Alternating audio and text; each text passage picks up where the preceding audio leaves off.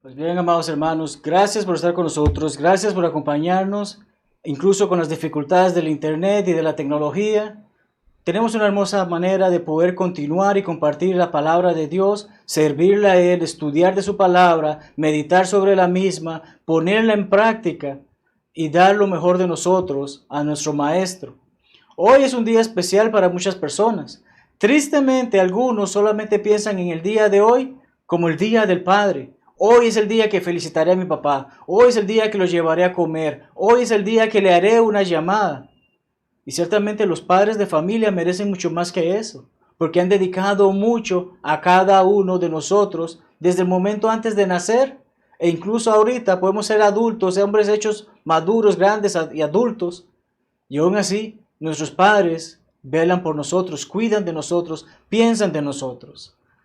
Podríamos pensar en cierta manera precisamente nuestros padres como los reyes que son para nosotros en nuestras vidas.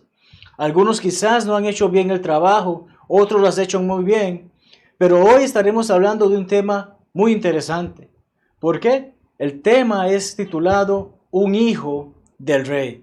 Cuando hablamos de un hijo del rey, estamos hablando de la hermosa bendición que tenemos de ser hijos de Dios. Pero ¿quiénes realmente son los hijos de este rey? ¿Quiénes son los que realmente viven de acuerdo a lo que este rey espera de sus hijos? De todo eso estaremos conversando en este momento. Pensamos en nuestras niñas. Usualmente, ¿con qué sueñan? ¿O qué es la idea que algunas llevan en su cabeza mientras van creciendo? ¡Ay! Deseo casarme con un príncipe azul. Algunos, tanto hombres como mujeres, tal vez tenemos el deseo de llegar a vivir como reyes. Qué rico vivir como un rey, tener todas las comodidades, tener todas las cosas que quiero, tener miles de súbditos sirviéndome y trabajando para mí. Vemos los conceptos que se dan terrenales sobre un rey. Vemos las dificultades que incluso involucran esto. Y cuando precisamente pensamos en un hijo de un rey, podemos pensar en personajes, o mejor dicho, personas como la que está saliendo en esta pantalla. Un joven que para algunos en español es el príncipe Enrique, para otros es Harry, el duque de Sussex. Ese hombre o ese joven que es hijo de Carlos y Diana. ¿Cuántas personas hablaban acerca de esta princesa? ¿Cuántas personas amaban a esta dama? ¿Y qué trágica muerte tuvo? ¿Qué dificultosa vida tuvo su esposo, que es el heredero al trono? Porque precisamente la abuela de Harry, la abuela de Enrique, es la reina Isabel II del Reino Unido. Tenemos que él no es el hijo mayor, sino que tiene un hermano mayor al que conocemos como Guillermo o William, y que tiene 3 niños. Y en la sucesión y de acuerdo al estándar de la realeza, este joven Harry era el tercero en sucesión al reino, al trono. Pero ahora que su hermano mayor tuvo 3 niños, ha pasado al 6º puesto. Y vemos todo este tipo de situaciones y a veces veamos en las noticias las actitudes, la rebeldía, la forma de actuar de este joven. Y a veces uno piensa, ¿por qué? Si es un futuro rey. ¿Por qué? Si es alguien que tiene un gran grado de importancia en la historia de la humanidad. ¿Por qué? Si tiene bendiciones que muchos desearían tener, tiene ese tipo de actitudes. Al punto de que incluso se casó con una joven que no era de realeza, sino que era una actriz estadounidense que recordamos en algunas películas o series que quizás hayamos visto. Pero curiosamente las situaciones han llevado al punto de que hace unos meses, justo empezando esta pandemia, dando todas estas situaciones, anunciaron que renunciaban al título de realeza para ser, digamos, si se podría decir dentro de la cultura popular, simples mortales. Pero ¿cuántas personas en la vida, cuántas personas hoy en día no desearían ser este joven? Ser un hijo de un rey, tener todas esas bendiciones materiales que ofrece esta tierra, tener todas esas cosas que él tiene.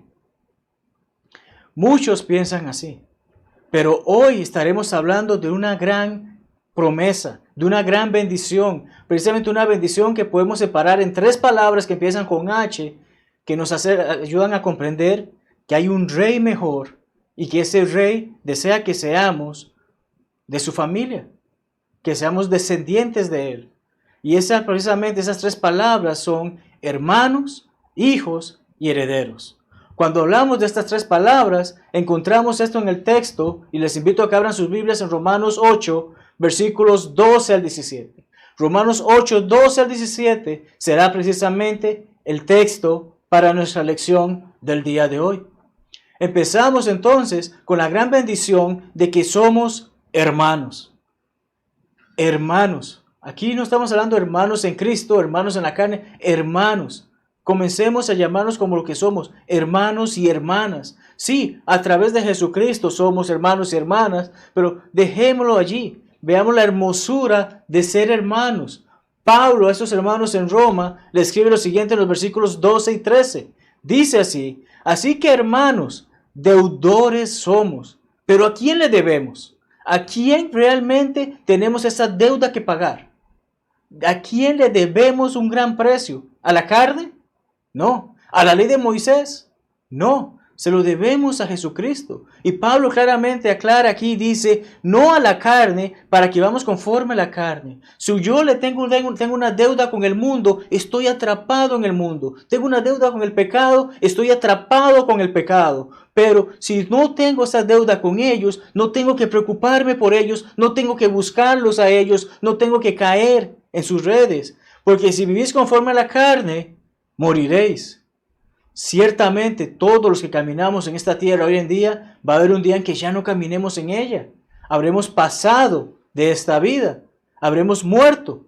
Pero sabemos que aquí Pablo le está haciendo saber a los hermanos en Roma, si ustedes viven de acuerdo a la carne, no solamente morirán de esta vida, sino que también en la vida próxima. Esa vida eterna estarán muertos por el pecado, están muertos por entregarse a la carne. Y esa no es la condición que se espera de cada uno de los que ha conocido el Evangelio, porque en primer lugar, Pablo escribió esta carta a cristianos.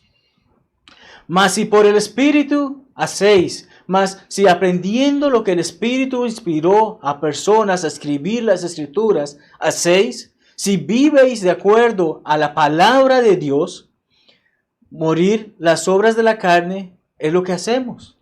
Si vivo de acuerdo al Espíritu, no vivo de acuerdo a la carne. Si vivo de acuerdo a la ley de Jesús, no vivo de acuerdo a la ley de Moisés o a la ley que ofrece el mundo. Si vivo aquí, no estoy aquí. Así de simple. Entonces, hacemos morir, hacemos desfallecer, hacemos acabar las obras de la carne. Y como no estoy en las obras de la carne, no estaré muerto en esa siguiente vida, sino que ciertamente estaré vivo, preparado para estar en ese hermoso lugar que Jesucristo fue a preparar. Entonces, tenemos este hermoso texto del que podemos ver la palabra hermanos. Y esa palabra aparece 14 veces en toda esta carta. Ya no vivimos bajo la carne, como hemos mencionado, que es la ley de Moisés o el mundo, sino bajo la ley del Espíritu. Y esta es la enseñanza de nuestro Señor Jesucristo. Vemos como Pedro, otro de los apóstoles, escribe en su primera carta, capítulo 4, versículos 1 al 2, puesto que Cristo ha padecido por nosotros en la carne. Cristo siendo deidad, Cristo siendo la segunda persona de la deidad, Cristo siendo un ser celestial que vive en el cielo, vino y vivió en la carne, sufrió en la carne, pasó dificultades como nosotros en la carne. ¿Para qué hizo todo esto? Porque desea que estemos con Él. Así que de esa manera que sabiendo que Cristo padeció en la carne por nosotros, nosotros también debemos de armarnos con ese mismo pensamiento. Estoy en esta tierra, pero no soy de esta tierra. Vivo en el mundo, pero no soy del mundo. He sido separado, he sido apartado para la obra de Dios y mi ciudadanía está en los cielos. Entonces de esa manera debo tener ese pensamiento. Mientras estoy en esta tierra, he de padecer, pero debo de hacerlo con gozo, sabiendo la gran recompensa que hay luego. Pues quien ha padecido en la carne terminó con el pecado. Ya no vivo en el pecado, ya no estoy amarrado por el pecado. He sido liberado por Cristo y de esa manera estoy padeciendo en la carne por culpa del pecado, pero no porque yo lo quiera practicar y no porque lo voy a practicar, porque no es el propósito de un cristiano, sino que mientras viva en esta tierra conoceré que hay pecado allá afuera, pero debo sostenerme y aprender a padecerlo de la manera en que Cristo nos enseñó y nunca pecó. Para no vivir el tiempo que resta en la carne conforme a las concupiscencias de los hombres. Obedecí el Evangelio, conozco la verdad, pero sigo viviendo como un mundano. ¿Qué propósito hay? ¿Qué hago para que mi hermano no participe de esas cosas? Porque le amo, somos familia. Debo de preocuparme por ello, porque debemos de vivir conforme a la voluntad de Dios. Debemos de vivir de acuerdo a esa hermosa voluntad que fue dada, nos fue enseñada y hoy tenemos en nuestras vidas. Porque si algo es importante, hermanos, es de ocuparnos en la obra del Señor. Pablo a los hermanos en Corinto les dice, hermanos míos amados. No es cualquier personita que creció por ahí que conozco y digo que es mi hermano. Estamos hablando de personas que son importantes para mí. Son importantes para cada uno de nosotros. Son importantes para el escritor de esta carta. Y por eso les dice, amados. ¿Y qué espera de ellos? Que estén firmes y constantes. No nos dejemos llevar por el mundo. Vivamos de la manera que a Dios gusta. Vivamos de la manera que a Dios agrada. Creciendo en la obra del Señor siempre. Ay, no, hermano, yo solamente ayudo una vez a la semana porque es cuando me acordé. Ay, no, hermano, yo sé que hay otros que están en necesidad, pero hoy no puedo, mañana tal vez. No, hermanos, debemos de ocuparnos en la obra. Así como Pedro también nos dijo que debemos de crecer en el conocimiento de nuestro Señor Jesucristo. Debemos de crecer en la obra. No podemos quedarnos estancados. No podemos quedarnos como simplemente ya esto ocurrió, ya pasó, ya estamos bien, todo va a estar bien. No. La palabra de Dios debemos de estar firmes y constantes, creciendo en la obra, sabiendo que nuestro trabajo secular, no. Nuestro trabajo en la obra del Señor, nuestro trabajo en el Señor no es en vano. Cada cosa que hacemos para el reino de Dios va a traer una gran recompensa, va a traer grandes beneficios, no solamente en esta vida, sino en la vida que sigue. Entonces, es hermoso el poder saber que primero que todo somos hermanos. Somos hermanos en Cristo, somos hermanos en Dios, somos hermanos en la iglesia, somos familia. El segundo punto que mencionamos, la segunda bendición acerca de ser hijos del Rey, no solamente es que seamos hermanos, es precisamente ser hijos de Dios. Somos hijos. ¿Qué involucra un hijo? El hermano Javier en su clase habló hoy acerca de cómo puedo hacer para enviar a mi hijo al infierno. No hago lo que debo de hacer, no le enseño lo que debe de hacer, no le guío para que crezca en el temor de Dios. Le estoy guiando al infierno. Pero hoy en día, precisamente si estamos viendo este mensaje, la gran mayoría de nosotros hemos obedecido el Evangelio y por ello somos hoy hijos de Dios. Romanos 8, 14 al 15, porque todos los que son guiados por el Espíritu de Dios. Hermanos, es necesario prestar atención a este pasaje, porque muchos lo utilizan para decir que hoy en día directamente el Espíritu opera en cada uno de nosotros. Quiere decir esto, que como el Espíritu mora en mí, y la Biblia claramente dice que el Espíritu de Dios, el Espíritu Santo, mora en nosotros, pero no dice que me dirige literalmente. No somos títeres. Tenemos libre albedrío. Dios nos dio la oportunidad de escuchar su palabra y tomar una decisión. ¿La obedecemos o la descartamos? Pero el Espíritu no nos dirige literalmente. El Espíritu ciertamente nos enseña qué debemos de hacer, pero lo hace a través de la palabra. Y con respecto a esto deseo compartir una cita del hermano James Noel Meredith, que dice lo siguiente: la influencia se ejerce sobre el corazón del pecador y el cristiano solo a través de la palabra de verdad. Amado hermano, ¿se metió el Espíritu en ti el día que escuchaste a alguien predicar? No. ¿Cómo llegaste a conocer la palabra? ¿Cómo llegaste a conocer qué debías de hacer para ser salvo? A través de la palabra de verdad. ¿Y quién escribió la palabra de verdad? Hombres, de acuerdo a lo que dice Pedro, hombres inspirados por el Espíritu Santo. Es de esa manera que Él guía. Es a través de la palabra. Cualquier esfuerzo por hacer que parezca que hay una influencia directa del Espíritu sobre el corazón del pecador o cristiano, independiente de la palabra de Dios, es falso, hiriente y es una acusación de la suficiencia total de las Escrituras. Pablo les dijo a Timoteo, toda Escritura es inspirada por Dios. Todo lo que está en la Biblia es lo que necesitamos para conocer la realidad, la voluntad de Dios. No necesitamos que algo más se apodere de nosotros y que seamos un títere. Dios no quiere títeres. Dios quiere hombres pensantes, mujeres pensantes que han decidido, sigo a Dios en base a lo que Él me enseña en su palabra. Dios nos dio ese libre albedrío y esa es la parte importante en nuestras vidas. El Espíritu influye, sí, pero lo hace por medio de la palabra. ¿Sí? El Espíritu mora en nosotros, pero no es el director o dejamos de ser nosotros para ser simplemente el Espíritu operando a través de nosotros. Y lo dejo de esta manera para concluir esta pequeña sección del mensaje. Si el Espíritu totalmente y directamente nos dirige, ¿por qué seguimos pecando en ocasiones? ¿O es acaso que el Espíritu es morboso? ¿El Espíritu es bochinchoso? ¿Es chismoso? ¿Es envidioso? ¿Es lujurioso? No, el Espíritu es santo. De allí que ciertamente no nos dirige literalmente y directamente, como algunos piensan, sino que ciertamente nos ayuda a través de la palabra, nos dirige, nos guía a través de la palabra de Dios. Y al hacer esto, nos ayuda a que podamos ser entonces hijos de Dios, no de cualquier donadie. Somos hijos de Dios porque no hemos recibido el espíritu de esclavitud. No vivimos bajo la esclavitud del mundo, no vivimos bajo la esclavitud de lo que podía ser la ley de Moisés. Porque esa ley y el mundo infunde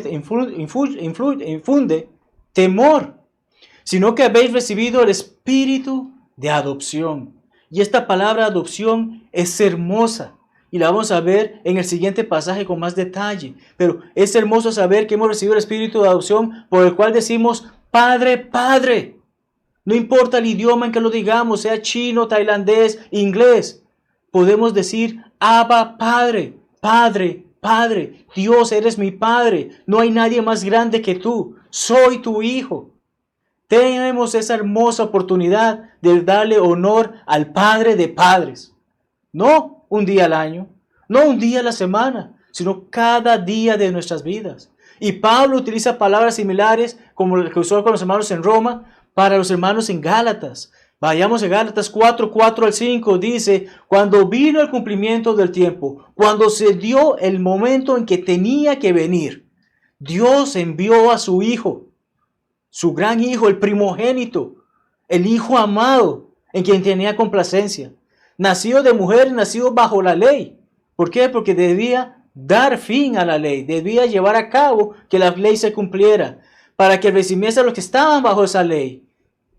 La ley de Moisés tenía un propósito y lo cumplió. Y aquellos que estaban en ese momento, Cristo vino, cumplió con la ley y da la oportunidad de que aquellos que vivían en la ley pudiesen ser redimidos. Y da la oportunidad de ahí en adelante a aquellos que conocen la nueva ley puedan ser redimidos, a fin de que recibiésemos la adopción de hijos.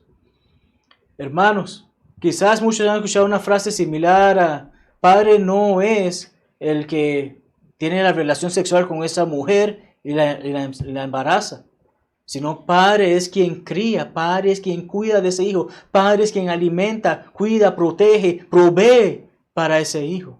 No solamente el que tuvo la relación carnal. De ahí que conocemos incluso muchas parejas que no teniendo la oportunidad por naturaleza de procrear hijos, adoptan a niños. Y cuando adoptan a esos niños los hacen suyos. Y este es un concepto que incluso en el tiempo que Pablo escribió estas cartas, Pablo siendo también ciudadano romano, comprendía bien la ley romana. Y dentro de la ley romana había algo hermoso.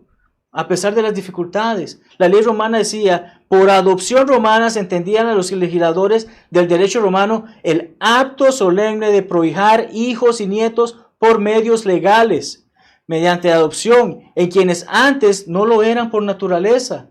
Hoy tú no eres mi hijo porque no naciste de mí, no tienes mi sangre, no tienes mi ADN, pero yo te estoy tomando como mi hijo, te voy a dar mi nombre, te voy a dar mi apellido, te voy a dar un hogar y te voy a dar herencia. Eres mío.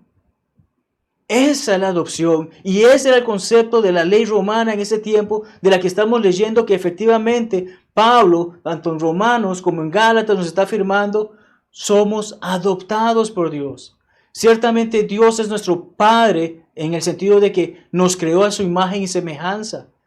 Pero cuando obedecemos el Evangelio, estamos haciendo ese, si se podría hacer, término legal en el que somos ahora adoptados de Él. Ahora sí somos totalmente de Él. No somos simplemente la creación que Él hizo. Ahora hemos decidido, yo te quiero como mi Padre y sé que tú me quieres como tu Hijo. Arreglemos esta situación de una vez. Obedeciendo el Evangelio, obedeciendo la palabra. Es eso lo que estamos viendo, es eso lo que estamos comprendiendo. Y cuando comprendemos entonces toda esta terminología, podemos ver que efectivamente Jesucristo vino, siendo el Verbo, vino a la tierra y dio potestad a nosotros, dio potestad a las personas de ser hechos hijos de Dios. Juan 1, 12 y 13. Y el mismo Juan, luego en su carta, en su primera carta, dice, mirad cuál amor nos ha dado el Padre para que seamos llamados hijos de Dios. Por esto el mundo no nos conoce. El mundo sigue al mundo. El mundo sigue a Satanás. El mundo sigue a los placeres carnales. Pero los hijos de Dios, siguen a Cristo, siguen al Espíritu Santo, siguen a las Sagradas Escrituras. Porque Dios nos ha dado tal amor que debemos corresponderle a Él. Amados, ahora somos hijos de Dios. Hablé anteriormente que somos hermanos, somos hijos, y llegamos a nuestro tercer punto en el que vemos que no solamente somos hermanos e hijos, también somos herederos. Tenemos esa hermosa bendición esperando por cada uno de nosotros en ese hermoso lugar que está preparado para nosotros. Así que, hermanos, hijos, herederos. Veamos de vuelta a Romanos 8, 16 y 17. El Espíritu mismo da testimonio a nuestro espíritu. Aquí tenemos dos testigos, dos personas que pueden hablar sobre nosotros. Mi propio espíritu, ese que Dios me dio aliento de vida, y el Espíritu Santo, que a través de que conocemos la palabra de Dios, mora en nosotros. A través de que conocemos la realidad de lo que Él ha involucrado y que hemos obedecido en base a lo que Él ha revelado, en base a la autoridad que le había sido dada por el Señor Jesucristo. Hoy tenemos la oportunidad de que hay dos testigos que pueden hablar de nosotros y pueden hablar de nosotros al hacer saber efectivamente Marlon Retana, efectivamente Jackie Retana, Jonathan Retana, Jairo Mungía, Jessica Mungía, y podría seguir citando todos los nombres de los hermanos de esta hermosa congregación en Las Villas, pero pon tu nombre ahí si has obedecido el Evangelio. Efectivamente, esta persona, nombre y apellido, es hijo o es hija de Dios. Y si es hijo, también es heredero. Y no cualquier heredero, porque es coheredero de Jesucristo. Herederos de Dios, coherederos con Cristo. Estamos mano a mano con Él, es nuestro hermano mayor. ¿Quién no ha admirado a su hermano mayor en algún momento de sus vidas? Obviamente solamente quien es el hermano mayor no tiene esa oportunidad porque no conoce a un hermano mayor. Pero ahora sí lo conocemos. Las Escrituras nos revelan, Jesucristo es mi Salvador, es mi Redentor, es mi mediador, es mi abogado, pero sobre todas esas cosas es mi hermano mayor. Y junto a Él compartiré la herencia que Dios ha dado con Él. Otra de las cosas hermosas sobre la ley romana y con respecto a esto de los coherederos es efectivamente como menciona el señor Vincent en su comentario, Word Studies in the New Testament, dice, la ley romana hacía que todos los hijos, incluidos los adoptados, aquí no importaba si eras hijo natural de esa familia o si eras adoptado.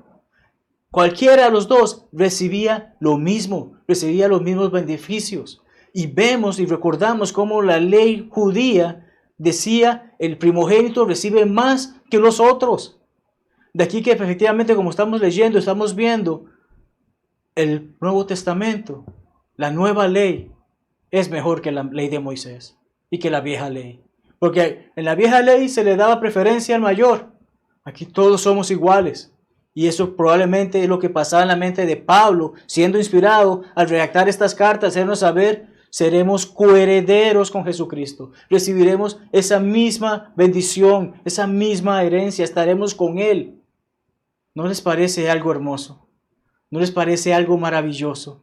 ¿No parece hermoso que veamos que efectivamente podemos estar con Jesucristo, podemos estar con Dios, tenemos la misma herencia, la misma familia. Sí, y aquí hay una condición. La palabra de Dios varias veces nos da condiciones. Sí, yo puedo llegar a ser coheredero con Cristo, pero sí hago algo. Y dice claramente la palabra inmediatamente, si es que padecemos juntamente con Él. No, hermano, yo obedecí el Evangelio hace 20 años, pero yo no me reúno, yo no me congrego, yo no ofrendo, hermano, yo no tomo de la cena, ¿eh? Yo obedecí el Evangelio, yo me bauticé, ya con eso es suficiente, hermano. ¿Serio? ¿Es en serio que puedas decir eso? ¿Es en serio que puedas considerar eso? No. Aquí claramente la palabra de Dios nos dice, debemos de padecer juntamente con Él. Significa que no es que me quede con los brazos sentados, cruzados en la casa, en un sillón, viendo la transmisión en línea. No significa que, bueno, me levanté el domingo, medio que me bañé, me alisté y fui al servicio para atender y decir que adoré a Dios hoy. No, juntamente con Él debo padecer el resto de mi vida. Para mí el vivir es Cristo y morir es ganancia, dijo el mismo Pablo a los hermanos en Filipos.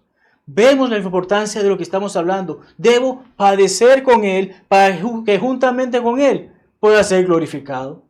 Aquí no se trata de que firmé un papel y se quedó ahí puesto en la pared de la casa. Se trata de que debo entregar mi vida a Cristo. Debo entregar mi vida a Dios porque tengo esa hermosa bendición de ser hermano, hijo, heredero.